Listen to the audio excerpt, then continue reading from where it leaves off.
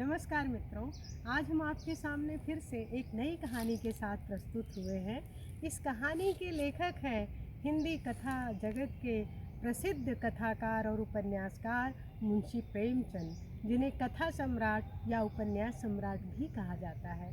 उनकी आज की कहानी का शीर्षक है ईदगाह।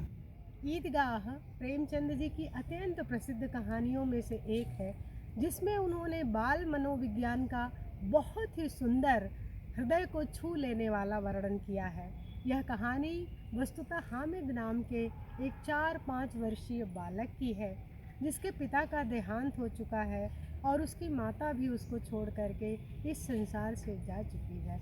वह अपनी दादी के हाथों में पलता है और दादी के वात्सल्य और प्रेम ने उसे संसार में माता पिता की अहमियत को भी संभवतः भुला दिया है।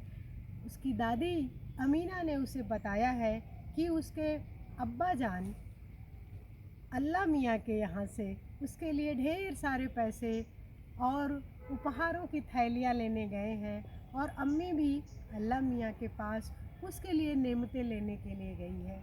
हामिद का बाल मन इससे बहल जाता है और वो कल्पना करता है कि जब उसके अब्बा और अम्मी अल्लाह मियाँ के यहाँ से आएंगे तो उसके पास जितने पैसे होंगे उतने उसके मित्रों में से किसी के पास नहीं होंगे। आइए मित्रों, इस कहानी का आरंभ हम प्रेमचंद जी के सुंदर वर्णन से ही करते हैं। तो एक छोटा सा वर्णन उनका प्रस्तुत है इस कहानी का कि रमज़ान के पूरे 30 रोज़ों के बाद ईद आई है। कितना मनोहर, कितना सुहावना प्रभात है। वृक्षों पर कुछ अजीब हरियाली है, खेतों में कुछ अजीब रौनक है, आसमान पर कुछ लालिमा है। आज का सूर्य देखो कितना प्यारा, कितना शीतल है, मानो संसार को ईद की बधाई दे रहा है। गांव में कितनी हलचल है। ईद जाने की तैयारियां जोरों पर हैं। बैलों को सानी पानी दिया जा रहा है। बच्चे अपने नए कपड़े के लिए उत्साहित हैं। कोई किसी के जूते कड़े हो गए हैं तो वह उसे लेकर के तेली के पास भागा जा रहा है ताकि वह उसको तेल डाल करके नरम करवा सके। किसी के कुर्ते में बटन नहीं है तो वो पड़ोसी के यहाँ से सुई धागा लेने के लिए दौड़ा चला जा रहा है। इस तरह से सब तैयारी करते करते हामिद और उसके मित्र भी ईदगाह जाने के लिए अत्यंत लालायित हैं। उसके मित्रों में से किसी के पास 12 पैसे हैं, किसी के पास 15 पैसे हैं, लेकिन हामिद के पास सिर्फ 3 पैसे हैं, क्योंकि उसकी दादी अमीना ने अपनी पड़ोसन फ़हीमन के कपड़े सिले थे और उससे उसको 8 आने प्राप्त हुए थे। लेकिन उस 8 आने में से भी पैसे खर्च हो जाते हैं, क्योंकि जिससे वह दूध लेती है हामिद के लिए, वह भी ग्वालन पैसे मांगने के लिए आ धमकती है तो उसे पैसे देने पड़ते हैं।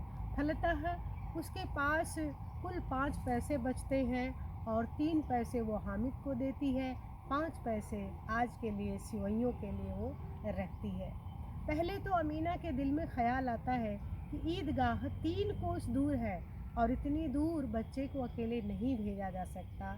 भीड़ भाड़ में वह कहीं खो जाए तो क्या होगा, और यदि वो साथ रहेगी तो थोड़ी थोड़ी दूर पर उसको गोद में ले लेगी। लेकिन यदि वो चली जाएगी तो घर पे सिवैयाँ कौन बनाएगा।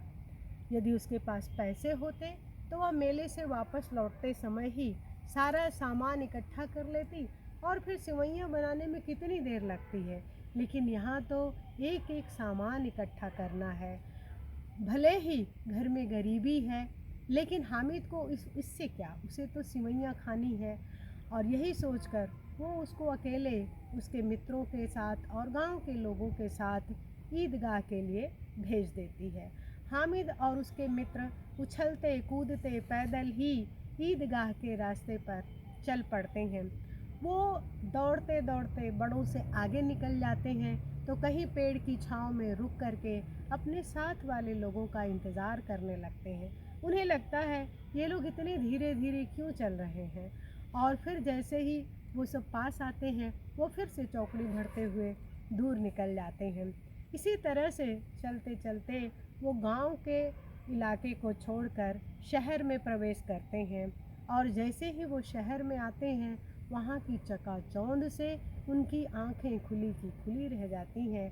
अमीरों के बड़े बड़े बंगले दोनों तरफ, और उनमें बड़ी बड़ी वाटिकाएं, उन पर आम के, लीची के, जामुन के फल लगे हुए थे। ऐसे में कोई बालक दूर से एक कंकड़ फेंक देता और अंदर से माली गाली देते हुए निकलता, तो वो सब वहाँ से एक फरलांग दूर खड़े हंसते रहते कि कैसे माली को उल्लू बनाया। इस तरह से सभी बच्चे हंसते खेलते और यह बातें करते कि वो मेले से क्या क्या खरीदेंगे, वहाँ क्या क्या खाएंगे। मेले में पहुँच जाते हैं। जैसे ही वो मेले में प्रवेश करते हैं, तो सबसे पहले उन्हें मिठाई की तरह तरह की दुकानें दिखाई देती हैं, और उन दुकानों को देख कर के वो आपस में बात करते हैं कि अरे देखो, एक एक दुकान पर मनो मिठाइयाँ रखी हैं। क्या इतनी सब मिठाइयाँ खत्म हो जाती होंगी? इनको कौन खाता होगा? तब उनमें से कोई बालक कहता है, जैसा कि उन्होंने अपने बड़ों से सुना होगा कि सुनते हैं रात में कोई आदमी आता है और जितनी बची मिठाइयाँ रहती हैं दुकानों पे, वो सब के सब तुलवा देता है और बदले में पैसे भी देता है, सच के पैसे, जैसे हमारे पास है। यानी उनकी कल्पना में ये बात रहती है कि वह व्यक्ति कोई साधारण व्यक्ति नहीं, बल्कि जिन्नात होगा, और जो लोगों को उसकी मुरादें पूरी करने के लिए अवसर देता है। वो हम सोचता है काश कोई ऐसा भी जिन्नात उसको भी मिल जाता। इसी तरह से बातें करते वो जब मिठाइयों की दुकान के सामने से गुजरते हैं, तो उसके मित्र जिनके पास पैसे हैं, कोई गुलाब जामुन खरीदता है, कोई रेवड़ियाँ खरीदता है, और वो हामिद से कहते हैं कि लो हामिद, तुम भी एक रेवड़ी खा लो। हामिद जैसे ही जाता है रेवड़ी खाने के लिए, मुंह खोलता है तो वह उसे ललचा करके अपने मुंह में रेवड़ी रख लेता है। हामिद बहुत अपमानित महसूस करता है, बहुत दुखी होता है। और इसी तरह से उसका दूसरा मित्र जो गुलाब जामुन खरीद करके खा रहा है, वह उसे आमंत्रित करता है गुलाब जामुन खाने के लिए, लेकिन हामिद इतना मन ही मन दुखी हो जाता है कि वो समझता है कि फिर से पहली बार की तरह उसे मिठाई खाने को नहीं मिलेगी, तो वो मना कर देता है। कहता है ये सब बेकार की चीज़ें हैं और इसको खाने से दांत सड़ जाते हैं, बीमारियां होती हैं, तुम लोग अपने दांत सड़ाओ, तुम लोग अपने खाने की वजह से, अपने स्वाद की वजह से बीमारियों में पड़ो, मैं तो इन सब चक्करों में नहीं पड़ने वाला हूँ। उसके आगे जाने पर उन्हें खिलौनों की दुकानें मिलती हैं और उसके मित्र वहाँ से खिलौने खरीदते हैं तरह तरह के। हामिद का भी मन लग जाता है, वो सोचता है कि एक बार इन खिलौनों को हाथ में लेकर के तो देखे, लेकिन वो खिलौने 2, 4, 6 पैसे के हैं और हामिद के पास कुल 3 पैसा है। वो इन मिट्टी के खिलौनों पर अपने बहुमूल्य पैसे खर्चना नहीं चाहता। उसकी कल्पना में अपनी दादी का वो चेहरा घूम जाता है कि जब वो तवे पे रोटियां सेकती है तो हाथ से तवा छू लेने के कारण उसके हाथ जल जाते हैं। हामिद निश्चय करता है कि वह अपने इन 3 पैसों को इन बेकार की चीज़ों में ख़राब नहीं करेगा, बल्कि वह अपनी दादी को उससे एक लोहे का चिमटा खरीद करके उपहार में देगा। और वो कल्पना करने लगता है कि चिमटा पाकर के दादी कितनी प्रसन्न हो जाएगी, उसकी बलाएं ले लेगी, उसे दुआएं देगी और वो प्रसन्न हो जाता है। चलते चलते रास्ते में लोहे की दुकान भी पड़ती है, वहाँ लोहे के सामान टंगे रहते हैं। वह अपने मित्रों के साथ है, मित्र आगे निकल जाते हैं क्योंकि बच्चों का लोहे की दुकान पर क्या काम। किंतु हामिद रुक जाता है और वह लोहे वाले से पूछता है कि ये चिमटा कितने का है। वह कहता है 6 पैसे का। हामिद कहता है मेरे पास 3 ही पैसे हैं, यदि देना है तो बताओ। ऐसा कह करके वो आगे चलने लगता है क्योंकि उसे डर लगता है कि कहीं दुकान वाला उसे धमकाने ना लगे। परंतु पीछे से दुकान वाले की आवाज़ आती है कि अरे आओ भाई, चिमटा ले लो। और हामिद जाता है खुशी खुशी, 3 पैसे दे करके वो चिमटा उससे ले लेता है और अपने कंधे पर चिमटे को बंदूक की तरह रख करके वो शान से अपने मित्रों के पास आता है। वो आश्चर्य से उसको देखते हैं, कहते हैं अरे तुम ये लोहे का चिमटा लेकर के क्या करोगे। वो कहता है कि बताओ, तुम में से जितने भी लोगों ने खिलौने लिए हैं, क्या किसी का खिलौना मेरे इस चिमटे का मुकाबला कर पाएगा। वो सब हामिद की इस दलील से निरुत्तर हो जाते हैं और अपने अपने खिलौने को हामिद को दे करके कहते हैं कि लो तुम हमारे खिलौने से थोड़ी देर खेल लो और हमें अपना चिमटा दे दो थोड़ी देर के लिए। हामिद के मन की मुराद पूरी हो जाती है और वो सभी के खिलौने ले करके और बदले में उन्हें चिमटे को छूने का अधिकार दे करके प्रसन्न होता है। वो 11 बजते बजते गांव पहुंच जाते हैं। पूरे गांव में हड़कंप मच जाता है कि मेले वाले आ गए, मेले वाले आ गए। मोहसिन की छोटी बहन दौड़कर भिश्ती उसके हाथ से छीन लेती है और मारे खुशी के जो उछलती है तो भिश्ती मियाँ उसके हाथ से छूटकर गिर जाते हैं और उनके परखच्चे उड़ जाते हैं। इस पर भाई बहन में मारपीट हुई, दोनों खूब रोए।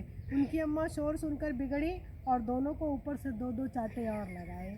अब मियाँ हामिद का हाल सुनिए। अमीना उसकी आवाज़ सुनते ही दौड़ी और उसे गोद में उठा करके प्यार करने लगी उसको। हाँ, सहसा उसके हाथ में चिमटा देखकर वह चौंकी। ये चिमटा कहाँ था? मैंने मोल लिया है। कै पैसे में? 3 पैसे दिए। अमीना ने छाती पीट ली। यह कैसा बेसमझ लड़का है कि दोपहर हुआ कुछ खाया न पिया, लाया क्या चिमटा। सारे मेले में तुझे और कोई चीज़ न मिली जो यह लोहे का चिमटा उठा लाया। हामिद ने अपराधी भाव से कहा, तुम्हारी उंगलियां तवे से जल जाती थी इसलिए मैंने लिया। बुढ़िया का क्रोध तुरंत स्नेह में बदल गया और स्नेह भी वह नहीं जो प्रगल्भ होता है और अपनी सारी कसक शब्दों में बिखेर देता है। यह मूक स्नेह था, खूब ठोस, रस और स्वाद से भरा हुआ। बच्चे में कितना त्याग, कितना सद्भाव और कितना विवेक है। दूसरों को खिलौने लेते और मिठाई खाते देखकर इसका मन कितना ललचाया होगा। इतना जब्त इससे हुआ कैसे? वहाँ भी इसे अपनी बुढ़िया दादी की याद बनी रही। अमीना का मन गदगद हो गया। और अब एक बड़ी विचित्र बात हुई, हामिद के इस चिमटे से भी विचित्र। बच्चे हामिद ने बूढ़े हामिद का पार्ट खेला था। बुढ़िया अमीना बालिका अमीना बन गई। वह रोने लगी, दामन फैलाकर हामिद को दुआएं देती जाती थी और आंसू की बड़ी बड़ी बूंदें गिराती जाती थी। हामिद इसका रहस्य क्या समझता? इस तरह से इस कहानी का एक करुण अंत होता है और यह करुण अंत अलौकिक आनंद में पाठक को भर देता है। उसके मन में विषाद की जो भावना उत्पन्न होती है एक क्षण को, वह कोई साधारण विषाद नहीं है, वह अलौकिक है, जो एक दिव्य भावना से जो मनुष्य की अपने स्वार्थ को भूलकर दूसरों के बारे में, अपनों की कठिनाइयों के बारे में सोचने को मजबूर करती है, उस भावना के परिचय से होता है। नमस्कार मित्रों, आशा है आपको प्रेमचंद की यह बहुचर्चित कहानी पसंद आई होगी। यदि आपको ये कहानी पसंद आई हो तो आप लाइक करिएगा और आगे इस तरह की और भी कहानियाँ हम आपके सामने समय समय पर लेकर आते रहेंगे। यदि कोई प्रश्न आपके मन में है या आप अपने विचार हमसे साझा करना चाहते हैं तो कमेंट सेक्शन में जा कर के अपने विचारों से हमें अवगत कराएं और साथ ही साथ अपने मित्रों के साथ भी इस वीडियो को हमारे शेयर करें और इस तरह से साहित्य की अनेक विधाओं से समय समय पर आप हमसे परिचित होते रहेंगे। धन्यवाद, नमस्कार।